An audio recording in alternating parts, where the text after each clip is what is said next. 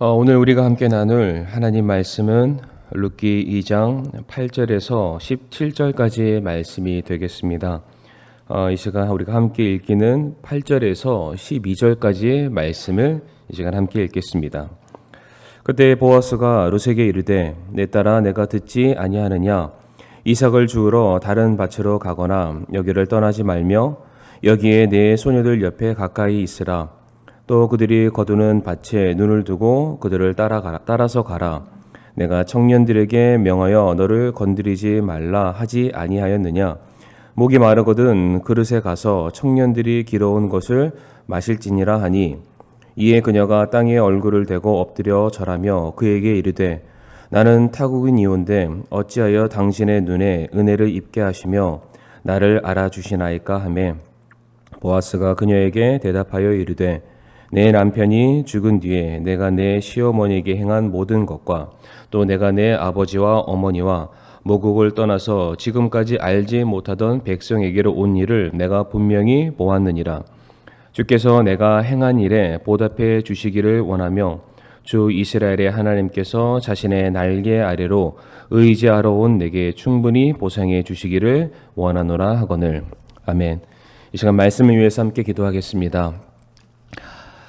사랑과 은혜가 많으신 하나님 아버지, 하나님의 한량없는 은혜와 사랑으로 구원받은 하나님의 백성들이 이 시간 또 하나님의 말씀을 듣기 위해서 이 자리에 나왔습니다. 하나님, 이 시간 간절히 구하옵고 바라는 것은 우리가 은혜 받은 하나님의 자녀로서 우리가 이 세상에 은혜를 끼치고 빛과 소금의 역할을 능히 감당함으로 말미암아 우리들의 삶을 통해서 언행을 통해서 살아계신 하나님을 밝히 드러내는 일에 우리가 귀하게 쓰임받을 수 있도록 아버지 인도하여 주시옵소서. 이 시간도 우리에게 주실 이 귀한 말씀을 우리가 마음속에 잘 새기고 우리가 또 감사하며 돌아갈 수 있는 복된 시간이 되기를 간절히 바라올 때에 모든 말씀 살아계신 예수님의 이름으로 기도를 드리옵니다. 아멘. 오늘은 룻기 2장 8절부터 17절까지의 말씀을 통해서 은혜를 끼치는 자가 됩시다 라는 제목을 함께 말씀을 나누겠습니다. 오직 하나님 한 분만을 믿고 의지하는 그 마음으로 이제 모압에서 베들레헴으로 넘어오게 되었던 나오미와 롯을 향해서 이제 하나님께서는 한 끼 먹고 배부를 양식이 아니라 그들에게 영원토록 마르거나 줄이지 아니할 양식과 더불어서 이제 그들의 삶에 어떤 생명과 안전을 보장케 해줄 보아스라는 축복을 그들 가정 위에 허락해 주시게 됩니다. 이것을 달리 표현하자면 이제 하나님께서는 보아스라는 도구, 통로를 통해서 하나님의 은혜를 나오미와 룻 가정 위에 부어주시게 되었다라고 말씀을 드릴 수가 있습니다.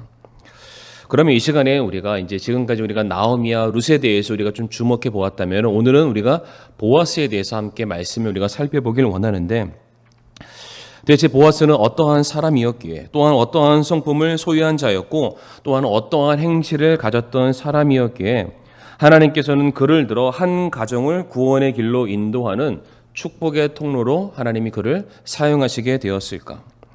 오늘 말씀이 중요한 이유는 오늘 살고 있는 우리들이죠. 우리 구원받은 성도들은 이 땅에 하나님의 영광과 하나님의 사랑과 은혜를 증거해야 될 우리가 도구요. 혹은 대사로서 우리가 세움받은 그런 귀한 지체들입니다.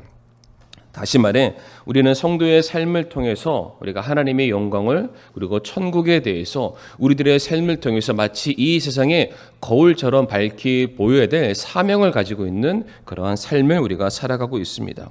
그렇다면 대체 우리가 어떻게 살아야 되는 것이 우리가 어떠한 모습으로 세상에 드러나는 것이 우리가 하나님의 영광을 드러내는 그런 귀한 도구로서의 삶을 사는 것인지 우리가 이것을 오늘 보아스의 삶을 통해서 보아스의 면면을 통해서 우리가 그것을 함께 살펴보기를 간절히 원합니다.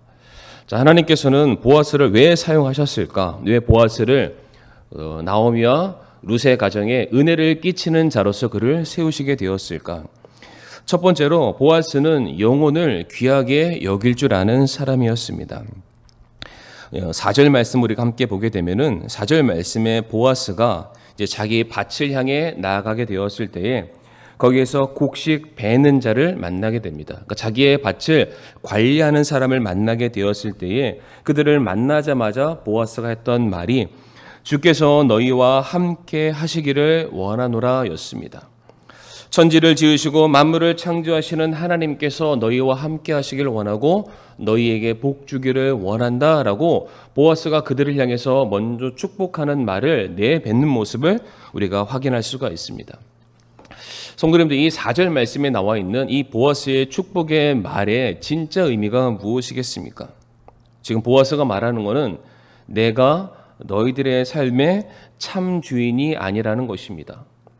비록 이 세상이라는 울타리 안에서 너와 내가 주정의 관계, 갑과 을의 관계, 고용인과 피고용인의 관계를 맺고 있지만 그러나 내가 너희들의 삶의 진짜 주인이 아니다.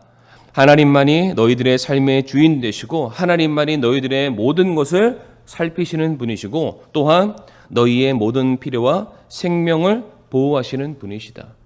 너와 나는 동일하게 하나님의 종들이고 하나님께 쓰임받는 하나의 도구에 지나지 않는다. 그러하기 때문에 하나님께서 너희의 삶을 돌아보시길 원하고 너희를 축복해 주시기를 원한다. 라는 그 축복의 말로서 그들을 먼저 대하는 모습을 우리가 발견할 수 있습니다. 성도님들, 우리가 흔히 알고 있는 하나의 상식이 무엇입니까? 성경에 등장하는 주종의 관계는 오늘날 우리가 알고 있는 그런 직장의 어떤 상사와 부하직원의 관계, 어떤 조그마한 가게의 사장과 종업원의 그런 관계가 아니라는 것입니다.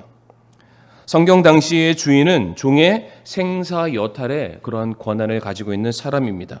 다시 말해 종은 주인의 하나의 소유물에 지나지 않는 그러한 도구였습니다. 출애굽기 21장의 말씀을 보게 되면 종의 몸값에 대해서 종의 몸값은 은 30세겔이다 라고 기록이 되어 있는데 대략적으로 은 30세겔은 1,000만 원도 되지 않는 굉장히 작은 금액입니다.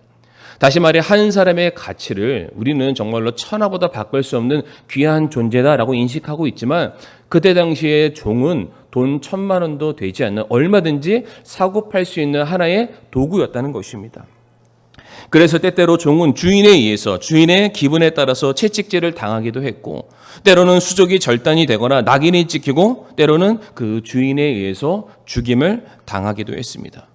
다시 말해 주인은 종을 인격적으로 대해줄 필요가 전혀 없었던 사회적인 분위기가 성경 기록 당시였고 심지어 19세기 초반만 해도 그러한 모습들이 전 세계적으로 팽배해 있었던 것을 우리가 잘 알고 있습니다. 그런데 오늘 본문에 등장하는 보아스는 자신의 종들을 대하는 태도가 사뭇 다르다는 것을 우리가 발견할 수 있습니다. 분명 룻기 2장 1절 말씀 보게 되면 보아스는 부유한 자고 강력한 자라고 말하고 있습니다.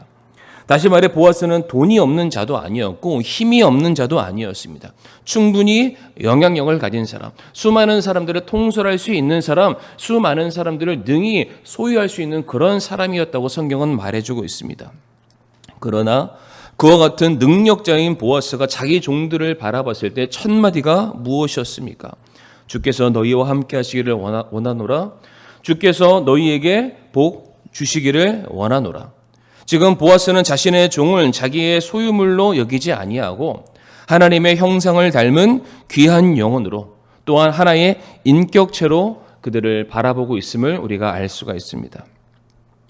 사랑하는 성도님들, 우리 신약 성경에 예수님께서 한 명의 영혼을 바라보셨을 때에 예수님의 시선과 예수님의 마음은 어떠했습니까? 우리가 잘 알고 있는 12해를 혈루증으로 앓고 있었던 여인을 만나는 장면을 우리 성도님들 기억하시게 될 겁니다. 많은 사람들은 그 피를 유출하는 그녀를 바라보면서 부정하다 말하였고 더럽다 피하는 그런 모습들을 보여주고 있지만 예수님께서는 그녀를 바라보시면서 무엇이라고 말씀하셨냐면은 내 딸아 안심하라 라고 말씀하셨던 그 사건을 기억하시게 될 것입니다. 그리고 같은 사건에 등장하고 있는 야이로의 딸을 향해서 주님께서는 무엇이라고 말씀하시게 됩니까? 죽어있는 야이로의 딸을 향해서 예수님께서 말씀하시기를 소녀야 일어나라 라고 말씀하시게 됩니다. 성도님들, 여기서 말하는 소녀라는 것은 제3자 한 사람을 지칭하는 그러한 단어가 아니라 아버지가 자기가 사랑하는 딸을 부르는 하나의 애칭과도 같은 그러한 단어이기도 합니다. 예수님께서는 죄로 인해 병들고 죽음에 이른 자들, 세상 모든 사람들이 부정하다 여기고 천대하고 멸시하고 버림받은 그 불쌍하고 연약한 사람들을 바라보시면서 그들 한 명 한 명을 지금 무엇이라고 부르고 있습니까? 내 아들아, 내 딸아, 내 자녀야 라고 그들을 바라보시고 그들을 품어주시는 것을 우리가 볼 수가 있습니다. 마찬가지로 오늘 본문에 나와 있는 보아스 역시 오늘 8절 말씀 보게 되면 이방 여인 룻을 향해서 그의 행색이 거짓처럼 보이고 이삭이나 죽는 그 불쌍한 인생을 향해서 보아스가 무엇이라고 부르고 있습니까? 딸아라고 부르고 있다는 것을 우리가 알 수가 있습니다. 이처럼 보아스는 자신이 만나는 모든 사람들에 대한 어떠한 시선으로 그들을 바라보게 됩니까? 동일하게 주님의 시선을 가지고 천하보다 귀한 영혼으로 하나님의 사랑을 받아야 되는 마땅한 지체로서 주 안에 형제 자매라는 인식을 가지고 그 영혼들을 바라보았고 그 영혼들과 함께 교제할 줄 아는 그러한 사람이었습니다. 그러하게 하나님께서는 이와 같은 주님의 마음과 시선을 가지고 있었던 보아스를 하나님의 은혜의 통로요 도구로 사용을 하실 수밖에 없었던 것입니다. 두 번째, 보아스는 어떠한 사람이었습니까? 보아스는 섬기는 자들을 누구보다 귀하게 여길 줄 아는 그러한 사람이었습니다. 오늘 본문 5절 말씀 보게 되면은 보아스가 곡식 빼는 사람에게 내 밭에서 일하고 있는 저 젊은 여자가 누구냐라고 묻는 장면이 나와 있습니다. 우선 여기 보게 되면 곡식 베는 자들을 감독하는 사람이 등장하고 있는데 이 말인즉슨 지금 굉장히 많은 사람들이 보아스가 소유하고 있는 그 밭을 경작하는 일에 투입되었다는 것을 알 수가 있습니다. 보아스 혼자가 그 모든 사람들을 관리할 수 없었기에 중간 관리자, 책임자를 두어야 될 정도로 굉장한 많은 사람들이 자기 밭에 투입되어 있다.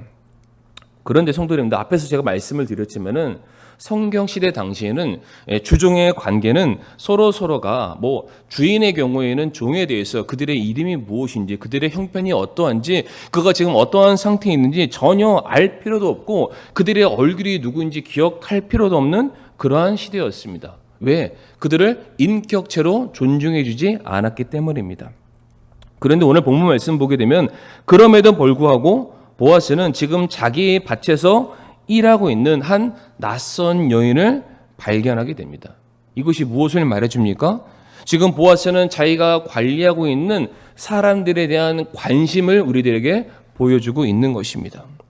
성도님들, 지금 이 밭에서 일하고 있는 여인이 바로 룻 한 명이었기 때문에 그녀가 보아스의 눈에 쉽게 들어온 것이 아니었습니다. 8절 말씀 보게 되면 이미 보아스의 밭에서 일하고 있는 또 다른 소녀들, 또 다른 여인들이 이미 있음을 우리가 볼 수가 있습니다. 그리고 이 논밭에서 일할 때 밖에서 뙤양볕 밑에서 일하려고 한다면 많은 사람들이 얼굴을 꽁꽁 싸매고 화려한 옷, 남성과 여성을 뚜렷이 드러낼 수 있는 그런 옷을 입는 것이 아니라 편한 옷, 일을 하기 합당한 그런 작업복을 입고 사람들이 아마 일을 했을 것입니다. 그럼에도 불구하고 보아스는 그와 같은 상황 속에서 낯선 사람이죠. 자기의 공동체에 새롭게 들어온 한 사람을 발견해 내었다는 것이 굉장한 중요한 포인트입니다. 이 말은 보아스는 늘 자기가 관리하는 종들에 대해서 일거수일투족 관심을 갖고 있었음을 우리에게 말해주는 것입니다. 예를 들어서 보아스가 10명의 사람을 그가 관리하고 있었다. 10명의 사람이 자기의 밭에서 일하고 있다면 그 사람이 매일같이 정확한 시간에 자기의 밭에 와서 일을 하고 있는지, 출근한 그 사람들의 컨디션은 좋은지, 혹시 지난밤에 어떠한 어려운 일들은 없었는지, 그의 집안에 우환은 없었는지, 그러한 일들을 일일이 알아보는 자가 보아스였다는 것입니다. 그러하기에 자기가 관리하고 있는 그 외의 사람이 자기 무리 안에 들어오게 되었을 때에 보아스는 쉽사리 그 사람이 새로운 사람이구나, 내가 알지 못하는 사람이구나, 그가 발견할 수 있었다는 것입니다. 그래서 보아스는 곡식 빼는 감독에게 지금 내 밭에 있는 저 젊은 여인이 누구인지에 대해서 관심을 갖고 캐묻게 됩니다. 물론 지금 묻는 것은 경계하는 눈빛으로 저 여인을 내 밭에서 내쫓기 위한 심정으로 물어보는 것은 결단코 아닙니다. 이 이후에 기록되는 내용들을 보게 되면 보아스는 룻의 형편에 대해서 듣고 난 그 이후에 오히려 누구보다 룻을 돕기 위해서 자신의 모든 것을 제공해 주는 모습을 우리가 확인할 수 있습니다. 다시 말해 보아스는 지금 자기 곁에 있는 지체들에 대해서 누구보다 관심 있게 돌아보는 그런 사람이었고, 그리고 특별히 새로운 영혼들에 대해서는 그냥 지나치지 않는 사람이었고, 그가 어떠한 사람인지 어떠한 출신인지 단순한 호구조사가 아니라 정말로 그 사람이 지금 무엇을 필요로 하는 그런 사람인지, 그리고 내가 그에게 도와줄 수 있는 것은 무엇인지에 대해서 누구보다 관심을 갖는 사람, 뿐만 아니라 그 사람의 노고와 수고와 섬김을 기억하고 그것에 대해서 응당 충분히 보상해 주기 위해서 준비된 사람이 바로 보아스였다는 것을 우리가 알 수가 있습니다. 성도님들, 우리가 이런 것들을 한번 생각해 보길 원하는데, 우리가 오랜 시간 묵묵히 이름도 없이 빛도 없이 우리가 섬겨왔던 많은 헌신들이 있습니다. 물론 우리가 다른 사람들의 인정받기 위해서 일하는 것은 아닙니다. 우리가 교회에서 헌신하는 것이 무엇인가 내가 드리는 그 헌신과 노력에 대한 보상을 받기 위해서 우리가 일하는 것은 결단코 아닙니다. 그러나 우리가 그렇게 섬겨왔을 때에 누구도 알아주지 않는다면, 누구도 격려해주지 않는다면, 누군가 내게 찾아와서 따뜻한 인사 한마디 건네주지 않는다면, 과연 그와 같은 교회에서, 그와 같은 공동체 안에서 내가 섬기고자 하는 그런 마음이 생길까요? 아니, 새로운 사람이 내가 주님의 사랑을 발견하고 그 사랑을 누리기 위해서 교회를 찾아오게 되었는데, 그 새로운 영혼들을 향해서 누구 하나 따뜻한 인사 한마디 건네지 않고 굉장히 차디찬 눈빛으로 그를 바라보게 된다면, 그와 같은 새로운 영혼이 그 교회에 정착하기를 기뻐하는 마음을 가질 수 있을까요? 그러나 오늘 본문에 나와 있는 보아스는 전혀 그러하지 않았습니다. 누구보다 영혼들에 대해서 관심을 갖고 있는 사람이었습니다. 누구보다 영혼을 아끼고 돌아보며 그들의 필요를 나누기 위해서 깊은 관심을 가지고 있는 사람이 바로 보아스였습니다. 보아스는 처음부터 주목받고 원래 인기 많았던 사람들을 향해서만 관심을 가졌던 그러한 사람이 아니었습니다. 많고 많은 사람들 중에 허름하고 남루한 모습을 가지고 있는, 자기와 동일한 모습이 아니라 이방인의 모습을 가지고 있는 바로 그 사람, 묵묵히 뒤에서 조용히 이삭을 줍는 한 여인이죠. 그렇게 열심을 다해서 조용히 섬길 줄 아는 그 사람을 향해서 관심을 갖고 그를 돕기 위해 준비되었던 사람이 바로 보아스였습니다. 바로 이와 같은 마음을 가진 보아스였기에 하나님께서는 그를 들어 은혜의 통로요 도구로 사용하시기를 작정하셨던 것입니다. 세 번째로 보아스는 어떠한 사람이었습니까? 보아스는 사랑으로 섬길 줄 아는 바로 그러한 사람이었습니다. 8절 말씀에 보아스가 룻을 무엇이라고 불렀습니까? 내 딸아라고 불렀습니다. 보아스가 룻을 딸이라고 불렀던 것은 이제 룻을 자기 밭에서 이삭이나 줍는 거지와 같은 존재로 취급했던 것이 아니라 그를 하나의 인격 있는 한 지체로, 그가 사랑하는 한 형제요 자매로 대우해주는 그런 모습이라는 것을 우리가 알 수가 있습니다. 사랑하는 성도님들, 성경에 나와 있는 가장 첫째 되는 계명이 무엇입니까? 우리가 하나님을 사랑하듯 내 이웃을 내 몸과 같이 사랑하라. 이것이 성경의 첫째 가는 계명이라고 우리가 알고 있습니다. 내 몸처럼 사랑하라는 이 말을 우리가 다른 말로 바꾸게 되면은 그 영혼들을, 그 새로운 사람들을 내 가족처럼, 내 식구처럼, 내 자식처럼, 혹은 나 자신처럼 여길 줄 알아야 된다라는 말로도 우리가 이해할 수 있습니다. 성도님들, 누가 자기 가족과 자기 식구와 자기 자식을 향해서 말로만 사랑한다라고 하겠습니까? 형식적으로 거짓으로 그 상대방을 향해서 그 사랑의 마음을 쏟겠습니까? 전혀 그렇지 않습니다. 자기 가족에 한한다면, 그가 만약 자기의 자식이라면 전심으로 내가 가지고 있는 모든 것들을 쏟아 주어도 전혀 아깝지 않은 그러한 마음을 가질 것이 분명한 사실입니다. 바로 오늘 본문에 나와 있는 보아스가 그리하였다는 것입니다. 보아스가 구체적으로 룻을 이제 자기 딸처럼 여기는 몇몇 가지 지시 사항들을 우리가 확인할 수 있는데, 이어지는 8절 이후부터의 말씀을 쭉 살펴보게 되면은 이제 보아스가 룻을 향해서 말하기를 이제 다른 밭에 가지 말고 다른 사람의 소유의 밭으로 가지 말고 내가 소유하고 있는 이 밭에서 이삭을 주어라라고 말합니다. 이게 무엇이냐면은 내가 너를 내 딸로 여기니까 이제부터 내가 너를 먹여 살리겠다. 내가 너를 향한 나의 책임을 내가 다른 곳으로 전가하지 않겠다는 그런 보아스의 책임감을 우리가 확인해 볼 수가 있습니다.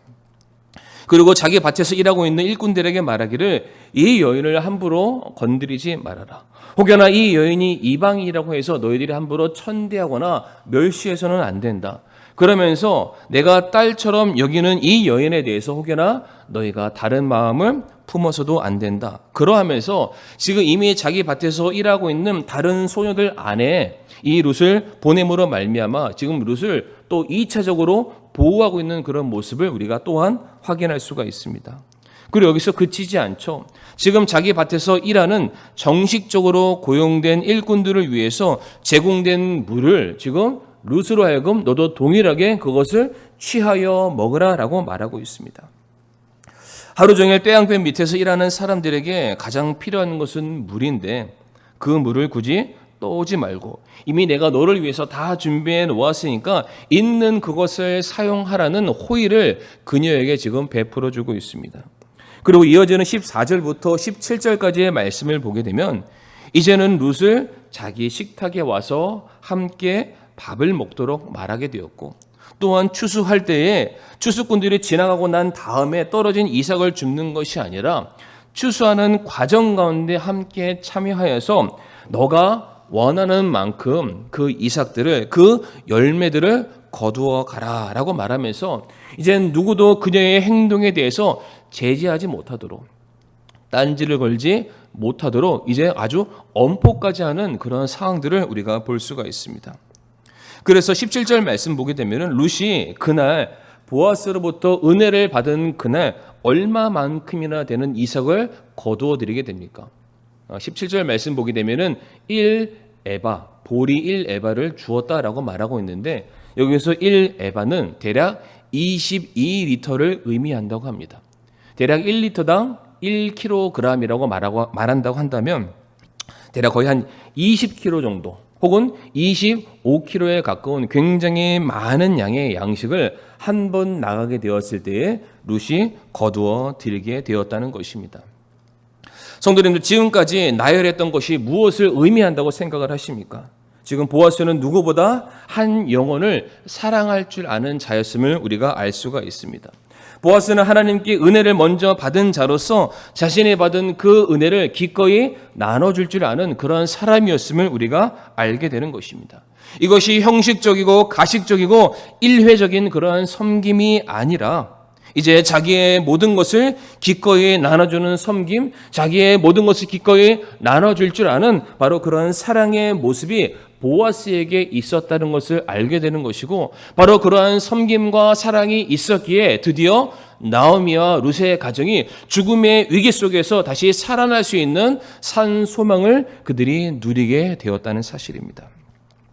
사랑하는 성도님들, 우리가 사도행전에 등장하는 초대교회이죠. 예루살렘 교회가 폭발적으로 성장할 수 있는 두 가지 큰 키워드가 있다면 첫 번째는 성령으로 충만했던 제자들이 그들이 나가는 곳곳마다 담대하게 말씀을 증거하였고 그들이 하는 모든 사역 가운데 하나님의 은혜를 구하는 기도가 있었기 때문에 초대교회에 놀라운 부흥의 역사가 있었습니다. 그러나 이와 같은 면만 있었기에 초대교회의 부흥의 역사가 있었던 것이 아니라 이제 교회에 더해지게 되었던 모든 성도들이 기꺼이 자신들의 모든 소유를 내어놓을 줄 아는 섬김과 나눔의 정신이 있었기 때문에 당시 초대교회 안에 놀라운 부흥의 역사가 일어날 수 있었다는 것을 우리가 너무 잘 알고 있습니다. 그런데 이 초대교회의 이 부흥의 역사뿐만 아니라 분열의 역사도 우리가 기억을 하고 있습니다. 사도행전 6장의 말씀 가보게 되면은 드디어 초대교회 안에 하나의 분란과 하나의 문제와 불평과 원망의 문제가 발생하게 되는데 그것이 무엇이었습니까? 바로 구제 문제였습니다.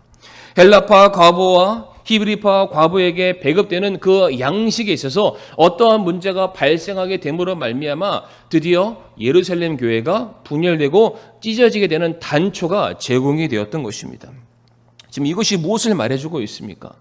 교회 안에 서로가 돌아보고 사랑과 선행을 격려하며 한 마음과 한 뜻이 되기 위해서 애써야 되는 그 교회 안에 이제 내 사람과 네 사람을 서로 긋고 편가르는, 내가 가지고 있는 것을 나눠줄 줄 모르는 그런 악한 마음이 교회 안에 들어오게 되었을 때에 성장하던 교회, 부흥하던 교회가 나뉘어지고 쪼개어지고 분열되는 안타까운 역사가 발생하게 되었다는 것입니다.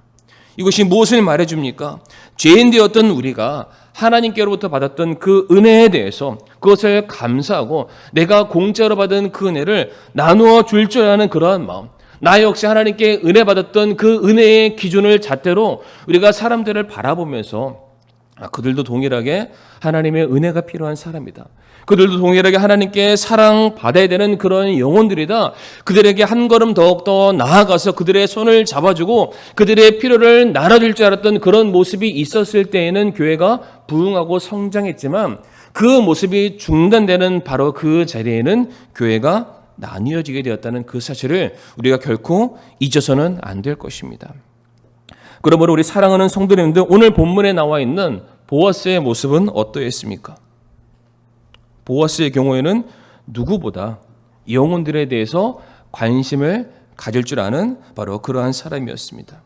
혹시 오늘 와야 될 어떠한 성도가 오지 못했다면 그 성도의 빈자리를 기억하고 왜 그가 오지 못했는지, 어떠한 이유 때문에 그가 교회에 참석하지 못했는지 어떻게 해서든 그 이유를 알아내어서 그들을 위해서 기도하고 그들의 필요를 위해서 함께 울어줄 줄 알고 그들을 위해서 함께 기뻐해 줄 줄 아는 사람, 그리고 교회에 새로운 영혼들이 만약 왔다면 그들에게 가까이 나아가서 관심을 표하고 그들에게 사랑을 증거하고 은혜를 나눌 줄 아는 그런 믿음 안에서 솔선수범하는 사람이 바로 보아스였던 것입니다.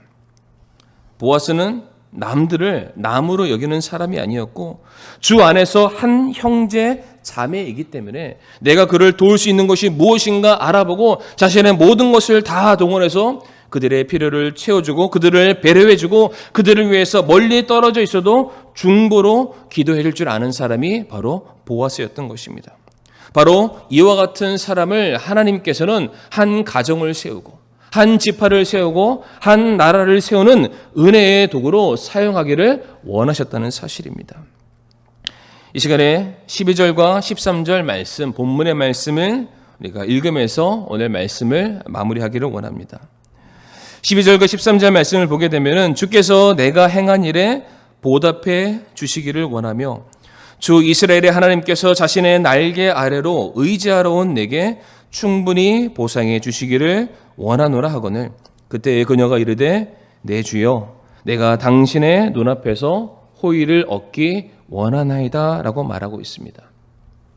지금 보아스가 룻을 향해 말하기를 하나님께서 자신의 날개 아래로 의지하러 온 내게 하나님께서 너희 그동안 모든 수고를 너희의 기도를 보상해 주시기를 원한다라고 말하게 되었을 때에 룻이 보아스를 향해서 말하기를 내 주여 내가 당신의 눈앞에서 호의를 잊기를 원합니다라고 고백하고 있습니다. 성도님들, 지금 룻의 눈에는 보아스가 누구처럼 보였던 것입니까? 주님처럼 보였다는 것입니다. 이방인이었고 남편도 없고 홀로 된 시어머니를 모시고 그 시어머니의 생계까지 책임져야 되는 그런 버려진 자 룻을 향해서 모든 필요를 다 제공해주고 어떠한 조건도 요구하지 아니하고 그냥 한결같은 사랑으로 자신의 모든 것을 내어줄 줄 아는 그 보아스의 모습이 룻의 눈에는 마치 그 어머니가 내가 베들레헴으로 가는 그 이유가 하나님께서 자기 백성을 돌보신다는 그 놀라운 복음의 소식 때문에 왔던 것처럼 룻의 눈에는 보아스가 주님처럼 보여지게 되었다는 사실입니다.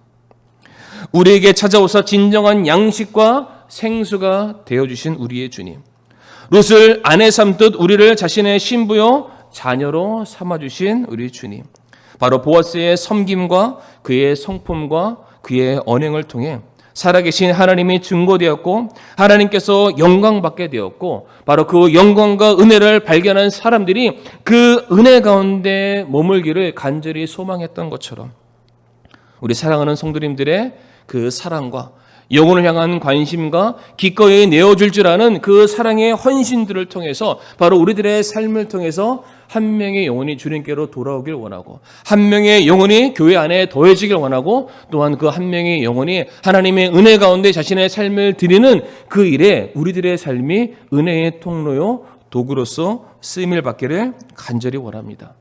그래서 우리 사랑하는 성도님들 누구보다 영혼을 사랑하고 누구보다 섬기는 자들을 귀하게 여길 줄 알고 그리고 누구보다 사랑과 섬김을 실천하려는 그러한 마음을 우리가 갖기만 한다면 하나님께서는 반드시 우리 성도님들 한 분 한 분을 은혜의 도구요 은혜의 통로로 사용하실 줄을 믿음으로 말미암아 오늘 우리 사랑하는 성도님들 놀라운 열매 맺는 부흥과 성장하는 그 귀한 일에 하나님의 도구로서 사용되시기를 간절히 바라며 오늘의 말씀을 마치도록 하겠습니다.